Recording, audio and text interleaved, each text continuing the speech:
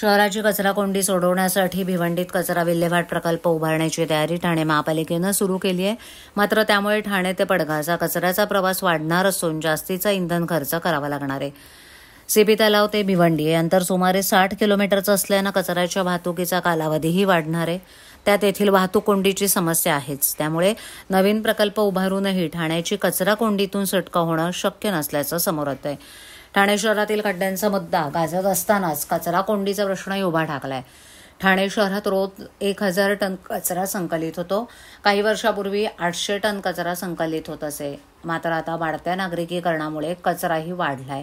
एकीकडे कचरा वाढत असताना त्याची विल्हेवाट आणि प्रक्रिया करणारी कोणतीच ठोस उपाययोजना ठाणे महापालिकेकडे नाही. 2 वर्षापूर्वी राजकीय खेडेतून ठाणे महापालिकेनं दिवा येथील डम्पिंग ग्राउंड बंद करून भंडारली इथे तात्पुरता प्रकल्प उभारला. आता हा प्रकल्पही बंद झालाय.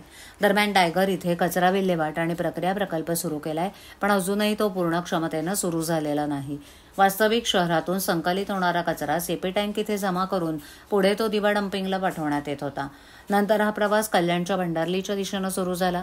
पण आता हे दोन्ही पर्याय बंद झाल्यानं सीपी तलाव या भर नागरी वस्तीत कचऱ्याचे इमले उभे राहण्यास आता सुरुवात झाली आहे.